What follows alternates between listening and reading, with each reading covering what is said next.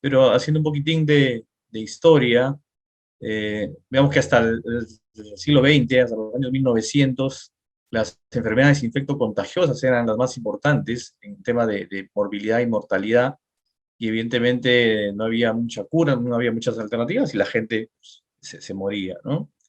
Pero a Dios gracias, este doctor, el doctor, ya todos lo conocen, deben haber escuchado mucho de él, el doctor Fleming, que descubre por casualidad el año 1928, trabajando con un hongo y descubre la penicilina.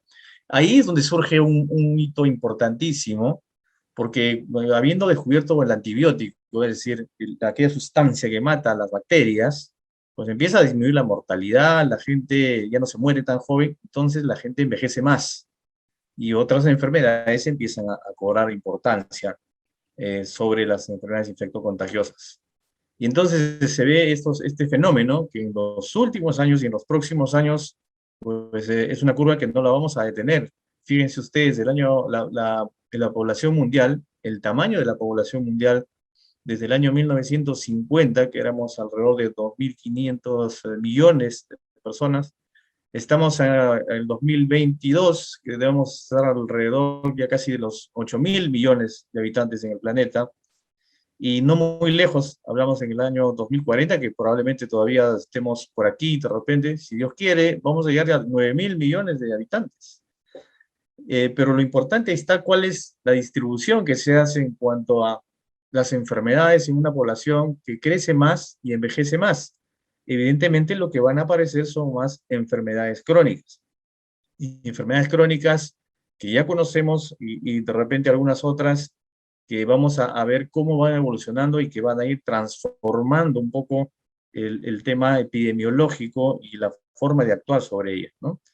En el Perú, por ejemplo, este es un dato reciente, las primeras causas de muerte en el Perú a la cabeza, infecciones respiratorias, seguimos todavía siendo un país subdesarrollado, las infecciones respiratorias agudas bajas son la primera causa. Pero de ahí, la siguiente ya son enfermedades cerebrovasculares que van muy ligadas al tema de hipertensión arterial, a enfermedades isquémicas del corazón, a enfermedades hipertensivas. Fíjense ustedes, las tres siguientes causas están sumamente relacionadas al control de los problemas cardiovasculares, a la cabeza, la hipertensión arterial. Luego, algunas otras enfermedades infecciosas, pero después vemos que sigue la diabetes y luego el cáncer. Y luego la enfermedad pulmonar intersticial muy relacionada al tabaquismo.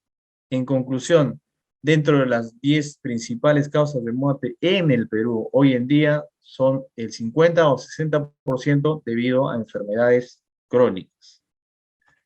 Y estas básicamente las agrupamos digamos, por las características que tienen en las que se refieren al corazón, las enfermedades cardiovasculares, la hipertensión a la cabeza, el infarto de miocardio como la complicación más grave y la que causa mayor mortalidad, y el infarto cerebral como la complicación que causa la mayor discapacidad en el paciente por las secuelas que deja. La enfermedad bronquial obstructiva, que es una progresión, el asma, que finalmente en paciente adulto mayor se convierte en una enfermedad crónica que puede ser muy dependiente al paciente de requerir oxígeno, de requerir medicamentos a la mano y que es muy limitante en cuanto a la actividad física y evidentemente puede repercutir en cuanto a la actividad laboral. La obesidad y la diabetes, que esto es la pandemia que nadie quiere aceptar, pero a nivel mundial realmente también es una pandemia, porque está muy ligada la obesidad con la diabetes, es decir, el 80% de los pacientes que desarrollan diabetes tienen como un antecedente tener sobrepeso y obesidad. Son muy pocos los pacientes que puedan tener, digamos, gozar de la suerte, digamos, de alguna manera, que están con sobrepeso y no desarrollan diabetes, pero siempre están con el riesgo. Entonces, esto se ha convertido ahora por el tema del facilismo, de la comida precocida y de las facilidades que dan en el mundo moderno para vivir más cómodos, lamentablemente hace que no le pongamos la atención adecuada a lo que comemos.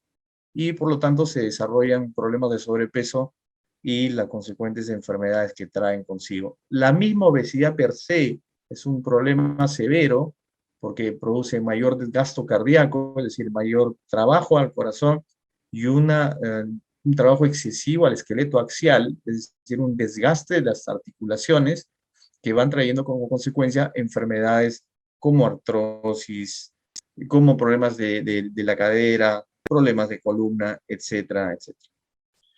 La osteoporosis, otro de los grandes problemas más en el lado del sexo femenino, pues está muy relacionado con el tema hormonal.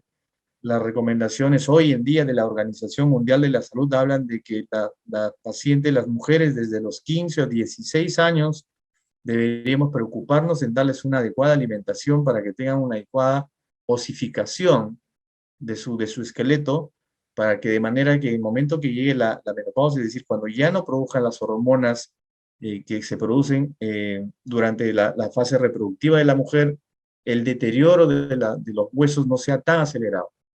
Y hay que tener en cuenta que la osteoporosis trae consigo consecuencias muy severas porque la complicación más común es la fractura, ¿no? Hay fracturas patológicas, ni siquiera necesita caerse la persona, hay aplastamientos vertebrales, fracturas de cualquier hueso y eso conlleva pues a postración, a una serie de dificultades, no solo para el paciente, sino para la familia, que es lo que vamos a comentar ahora. Entonces, hagamos un análisis de qué es vivir con una enfermedad crónica desde la perspectiva del paciente. Se está dejando de lado, esto es una reflexión que también nos hacemos los médicos y hacemos a los nuevos chicos que salen de las facultades de la medicina, es que hoy en día eh, se está perdiendo un poco la conciencia tal de qué es ser médico y creería después de investigar y leer mucho sobre este tema, hay un tema importante que deberíamos recalcar. Las palabritas importantes, el paciente y la empatía y la compasión. Es decir, yo tengo que saber qué es lo que está sintiendo o tratar de saber qué es lo que está sintiendo un paciente con enfermedad crónica para poder entenderlo de una mejor manera y entender que hay un mundo detrás de todo el tema de enfermedad en sí al cual debería yo abordar para poder tener una mejor conexión con mi paciente. Porque fíjense ustedes, un paciente crónico, ¿qué es un paciente crónico? Es el que sufre de una enfermedad, un trastorno orgánico, funcional, que le obliga a modificar todo un estilo de vida, porque sabemos que vamos a ver, tiene características, digamos, comunes con todas las enfermedades crónicas, pero es de progresión lenta, generalmente no son curables, y significa pues el 63% de las muertes. Entonces, un paciente crónico debemos ponerle mucha atención, no solo desde el aspecto médico, desde el ámbito de los médicos, sino también del entorno familiar. Estas características comunes de la enfermedad crónica, como son, que suelen ser en la mayoría de casos o en todos, realmente padecimientos incurables, que tienen multicausalidad. Algunas enfermedades vemos la asociación obesidad con diabetes, tabaquismo con enfermedad pulmonar intersticial, etc. La importancia de la rehabilitación, la importancia social que debemos tener en la rehabilitación de los pacientes que tienen algún problema ya secular, y la incapacidad residual prevenible, que es lo más importante. Aquí empieza el concepto y la palabra mágica que deberíamos tener hoy en día todo el ámbito médico. La prevención es lo único que nos va a ayudar a limitar el impacto de las enfermedades crónicas, teniendo en cuenta lo que acabamos de mencionar, de la cantidad increíble de pacientes que cada día se van a convertir en pacientes crónicos si no hacemos algo por prevenir. Que son no contagiosas, es otro tema también que comparten todos los pacientes crónicos. Y entonces podemos clasificar las enfermedades crónicas en grupos, en tres grupos bien diferenciados, grandes, que nos ayudan a entender un poquito de cómo puede sentirse un paciente para poder ayudar. Están las enfermedades que provocan un intenso sentimiento de pérdida, ¿no es cierto? Cuando sobre todo tienen mal pronóstico, son las enfermedades oncológicas, el HIV, las enfermedades degenerativas, que producen grandes dependencias, ¿no? Porque ya causan, digamos, un impacto a nivel del entorno, ¿no? Porque necesitan cuidados especiales, logística especial en algunos casos. El otro grupo son las enfermedades que conllevan nociones de dolor o mutilación, porque se ve, se escucha, la gente ahora investiga.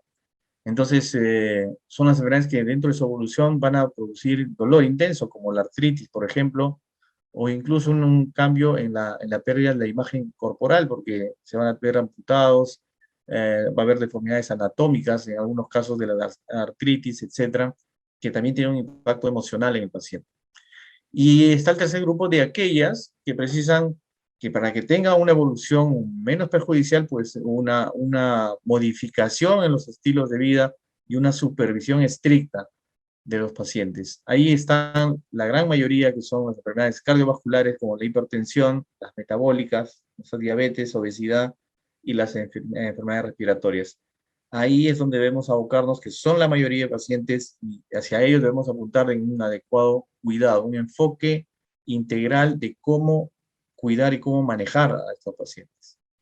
Entonces nos preguntamos realmente qué estamos haciendo con los pacientes crónicos actualmente, si es que solamente estamos pasando el hecho de hacer una especie de un trámite que tiene que darse, es decir, el control de que tengan su medicina todos los meses y que el paciente simplemente con el hecho de recibir su medicamento y no le falte la medicina, podríamos mal intentar creer de que con eso es suficiente.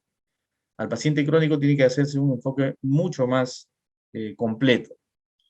La Organización Mundial de la Salud determinó que la enfermedad crónica son la principal causa de muerte. Fíjense, en el año 2019, 18 millones de personas murieron en el año 2019 a causa de enfermedades crónicas. Hay factores que juegan papel importante, por ejemplo, en caso de los pacientes que sean o no adherentes a su tratamiento. ¿Qué significa? Que si el paciente por sí solo va a tener la capacidad de recordar y tener el orden para tomar su medicamento permanentemente de forma adecuada.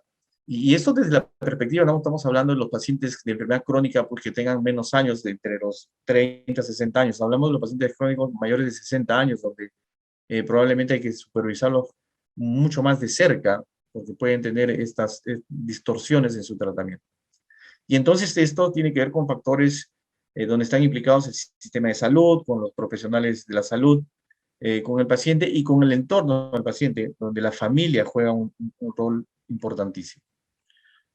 Se han hecho muchos estudios de medicina, solemos randomizar todo ese estudio para recién creerlo, digamos, ¿no? A veces se llega al extremo, o comentaba algún profesor en la universidad, en la clínica Mayo, y aquí lamentablemente los nuevos profesionales, entra un paciente amputado y no le creen hasta que no le tomen la resonancia magnética de la pierna y no la vean la pierna. Es decir, se está dependiendo mucho del tema de la tecnificación y no estamos yendo a la parte humana, que es la que nunca deberíamos perder. Entonces hay estudios que demuestran que la importancia del médico que atiende a los pacientes, la empatía que se puede generar entre el paciente y el médico, que es fundamental y se está empezando ya a enfocar eso como una parte de la misma terapéutica del paciente, es decir, generarle la confianza para que pueda expresar todo lo que siente y poder abordarlo de mejor manera. Y ahí la familia, igual que el médico, también adquiere gran relevancia, sobre todo en el tema del trabajo en equipo, que se refiere más aún al tema de la adherencia terapéutica, es decir, cuánto de lo que se le da al paciente, lo que se prescribe, lo cumple estrictamente, porque el médico no está permanentemente con el paciente, la familia sí, o debería procurar estar siempre al costado del paciente crónico, que es sobre todo del que se sospeche que no pueda cumplir adecuadamente su tratamiento. Entonces, ahí surge una sinergia que siempre debemos tener presente para poder ayudar a nuestros pacientes. Entonces, el objetivo de conversar sobre estos tópicos es básicamente tener claro qué es lo que debemos hacer. Entonces, promover, evidentemente, las buenas prácticas profesionales cuando hablamos del entorno de cómo manejar a un enfermo crónico, pero que tiene que ir de la mano, paralelo con promover nuevos enfoques en la atención sanitaria de las enfermedades crónicas. Quizás los nuevos modelos que se están viendo ahora, la pandemia que ha forzado a pensar y a que la tecnología nos ayude en estar más cerca a los pacientes, pero sin perder la perspectiva de la personalización que debemos tener siempre con nuestro paciente. Por otro lado, reconocer la importancia en la educación para la salud. No hay nada más poderoso para un paciente, para que el paciente se sienta tranquilo en conocer mucho más sobre qué le está pasando, qué puede esperar y qué tanto son los temas que pueda compartir con su médico para que pueda entender bien y juntos avanzar a tener una mejor calidad de vida. Y en cuarto lugar, pues conocer y valorar la importancia de la atención familiar en el paciente crónico, que hoy en día, en los 20 años que tengo trabajando con pacientes crónicos, esto no solamente es una frase de cliché que decimos que la importancia de la familia. No hay ningún estudio en Perú realmente bien hecho, pero los valores serían alarmantes si obtuviéramos una información estadística de realmente ver cuántos de los pacientes no tienen el adecuado apoyo de la familia y cuánto abandono familiar. A veces es un poquito penoso. ¿Y por qué es importante estar concentrado en estos cuatro ámbitos? Porque el 60% de ingresos hospitalarios son debido a descompensaciones de enfermedades crónicas. Es decir, más de la mitad de los pacientes que acuden a hospitales es porque tienen una enfermedad crónica que no ha sido adecuadamente supervisada y que no se ha hecho los enfoques preventivos adecuados. Porque si no, este porcentaje debería ser no más del 20% cuando consideramos una sociedad donde haya un sistema de salud preventivo que funcione adecuadamente. Entonces, ¿cuáles son las claves para el cuidado adecuado de un paciente crónico? En realidad no hay temas que sean muy difíciles de entender. Uno de ellos, ¿no?, es la educación. Estamos en tiempos en donde al paciente no le podemos contar cuentos, por decirlo de alguna manera, ni decirle mentiras, porque tienen la información, la podrían tener muy a la mano. La educación va en aspectos básicos de explicarles sobre la importancia que tiene la alimentación en un paciente crónico, y la alimentación no solamente hablamos cuando un paciente es enfermo de obesidad o de diabetes. Toda enfermedad crónica tiene su repercusión, tanto positiva como negativa, en el tema de la alimentación. Si nos ceñimos a las escuelas hipocráticas de la antigüedad, no han perdido vigencia, donde se menciona que mucho de la terapéutica realmente está en lo que debemos y lo que si sabemos, si supiéramos comer adecuadamente. Lo otro en el tema de los hábitos higiénicos dietéticos, cuando hablan de higiene, es saber básicamente educar al paciente que tiene que tomar conciencia de las actividades que pueda o no pueda realizar de acuerdo a su condición y de acuerdo a la enfermedad. La importancia que tiene en enseñar sobre el tema del movimiento, de los pacientes que si tienen postración crónica no pueden estar en una sola posición, que los pacientes que si tienen una limitación física no deberían condenarse a no moverse. Siempre el tema del cambio postural es importantísimo. La educación en función al tratamiento que se les prescribe y explicarles para qué es cada cosa, para qué se les prescribe determinado medicamento y cuáles serían las consecuencias de no tomarlo adecuadamente, de olvidarse, etcétera, e incluso saber qué situaciones, qué síntomas podrían tener por tomarse determinado tratamiento para que no se asuste. Y no menos importante es el apoyo emocional, educar sobre el tema de que el ámbito familiar, el apoyo que se debe dar a un paciente crónico tiene un impacto absolutamente demostrable hoy en día por algunos estudios. El otro aspecto básico es la comunicación. Cuando el médico se contacta y está viendo a un paciente crónico, tiene que tener información actualizada, coherente y sobre todo comprensible. Es decir, el paciente tiene que entender al médico qué es lo que tiene, cuál es la mejor forma de llevar su enfermedad para no quedarse con las incógnitas. Hay una clave, de unas palabritas que los grandes maestros nos enseñan a veces, no en las universidades necesariamente, sino cuando uno tiene la suerte de encontrarse con grandes maestros en la medicina, donde una simple pregunta al final de una conversación con un paciente crónico es: ¿y tiene algo más que quisiera decir? Porque muchas veces el paciente, cuando está con el médico, eh, conceptualiza o de repente ve al médico muy lejano, y se queda con dudas y con incógnitas que debería tener la suficiente confianza para poder expresarlas, porque es la mejor manera de que el paciente se quede tranquilo cuando se siente de que el médico realmente lo ha entendido y le ha absuelto todas las dudas que tenía sobre su enfermedad y sobre sus tratamientos y sobre todo lo que le puede haber estado dejando para realizar. Entonces, sumamente importante entonces, educación, luego comunicación, y luego viene una triada que es, yo creo, la clave, alimentación, medicación y ejercicio.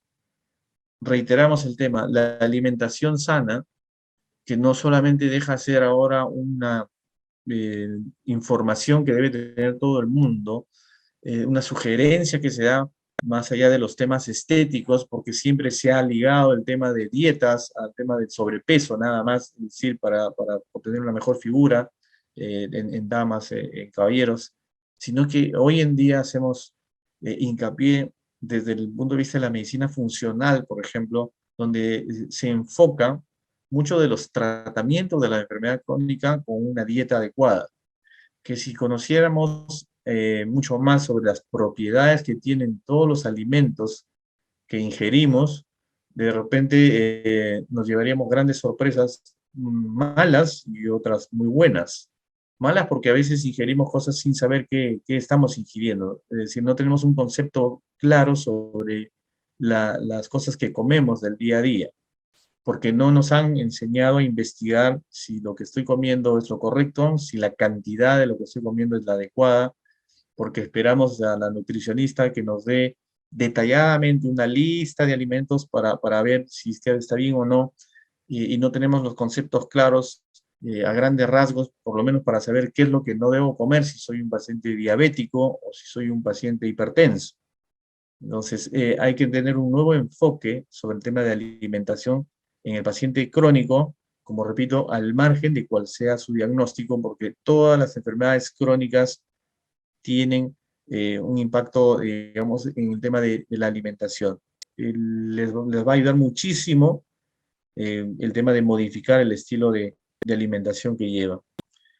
El tema de medicación lo mencionamos como muy importante porque hay una alta tasa de tratamientos en personas de mayores de 70 años o que no es medicación supervisada, es decir, se deja al paciente que él mismo controle su medicación, lo que ingiere, las pastillas que le dejan, los horarios, y no sabemos si realmente lo cumple a cabalidad.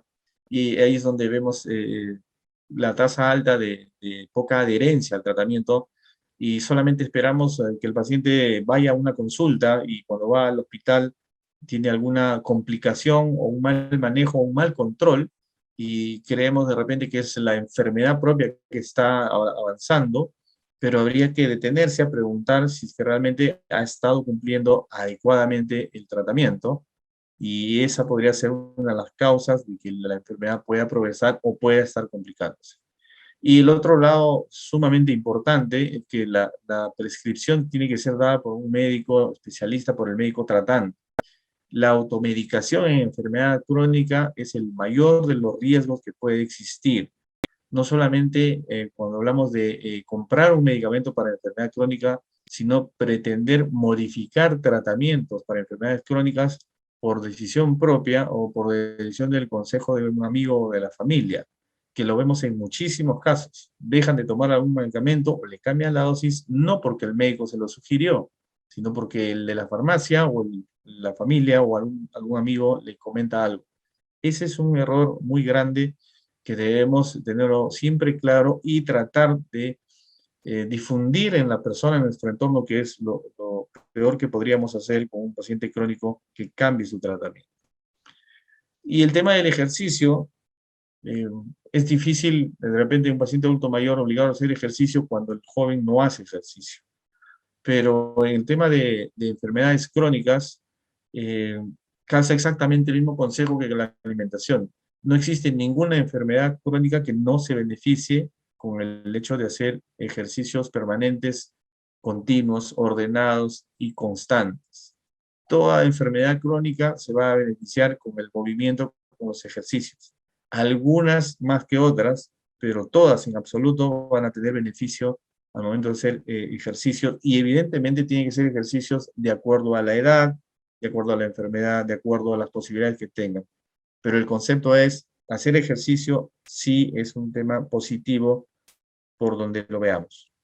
La idea es mejorar la calidad de vida, evidentemente. Lo que vamos a tratar y dentro del concepto de explicar bien es, a las personas tenemos que ser muy claros, los médicos, decir, la enfermedad crónica no se la vamos a curar.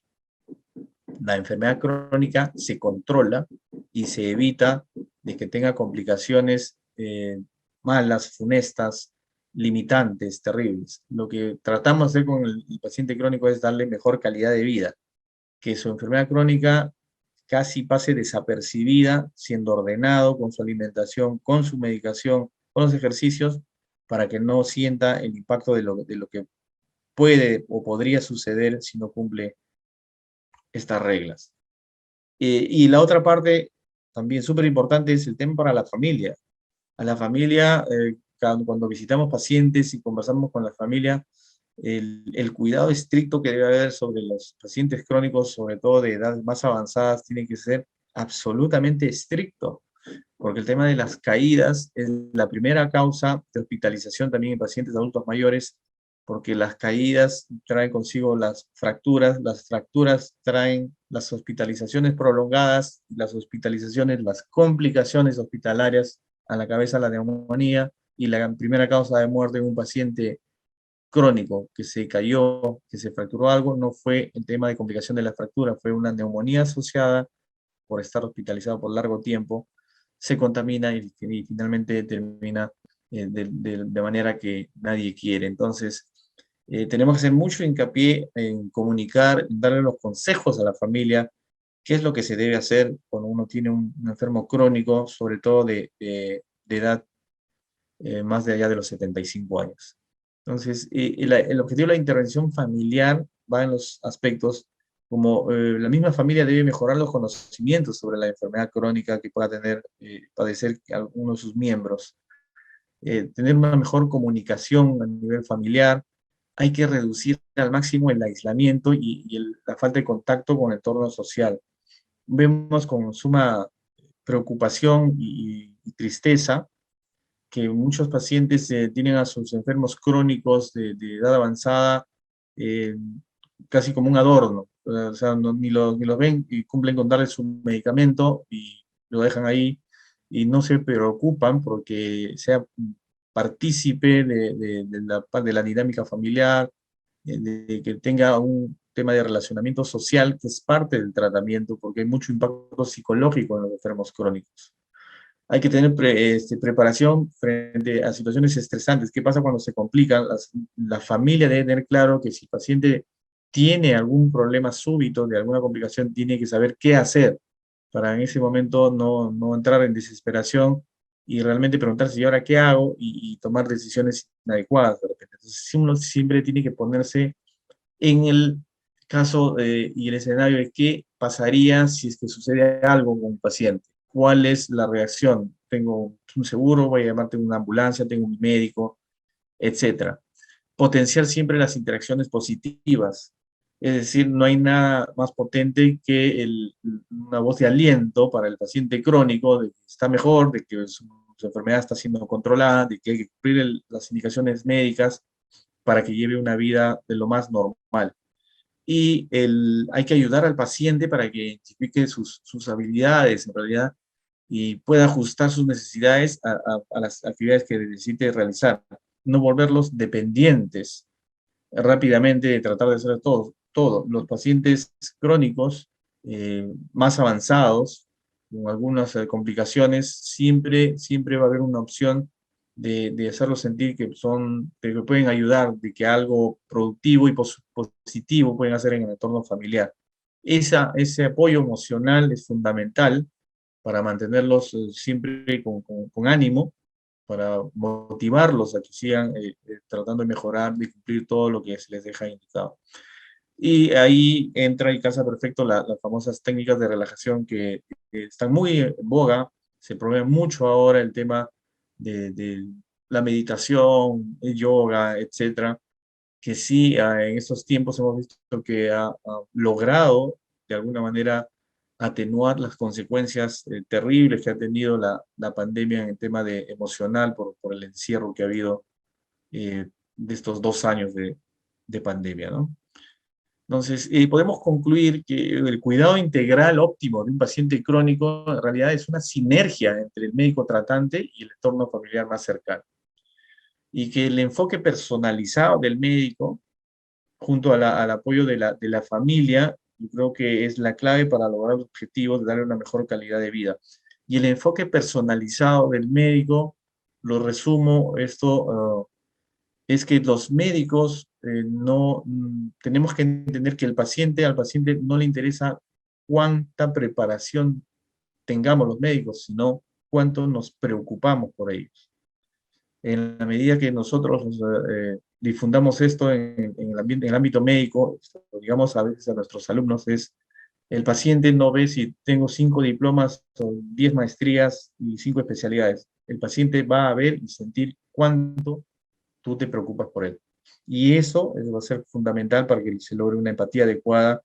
Y ahí está la clave para tener un cuidado del paciente crónico, que es el que queremos, realmente prolongarle la vida, pero calidad de vida. Entonces, la felicidad definitivamente radica ante todo en la salud. Esto es lo que quería compartir con ustedes.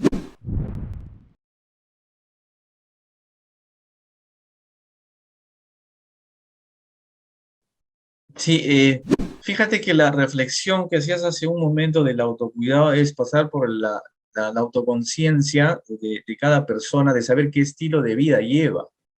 Entonces, si yo sé cuál es mi estilo de vida, pasados los 40 años, debería preocuparme de decir, si yo sé que no hago ejercicio, consumo alcohol todos los fines de semana, no hago mayor esfuerzo en otra, no, digamos, mi alimentación es de lo que venga y lo que pueda. Si veo que tengo todos esos desórdenes, lo mínimo que debería hacer es decir, tengo que hacer un control médico, tengo que hacerme un chequeo médico, tengo que ver dónde acudo para hacerme alguna investigación, para que un médico me analice y empiece a explorar todas las áreas del sistema del cuerpo para ver si puedo estar padeciendo una enfermedad que no necesariamente va a dar síntomas. Ojo con este punto importante. Las enfermedades crónicas más frecuentes, que es la hipertensión, la diabetes, son, digamos, coloquialmente llamadas los asesinos silenciosos. Muchas veces no dan síntomas y hay personas que están caminando en la calle alegremente con presiones de 160, 180 y gente que puede estar con glucosas por encima de 140 y no tienen ningún síntoma, pero están dañando sus órganos. ¿Cuál es el consejo? Seamos conscientes todos. ¿Qué estilo de vida llevo? Y si tengo más de 40 años, debo acudir a una consulta médica a hacer el chequeo.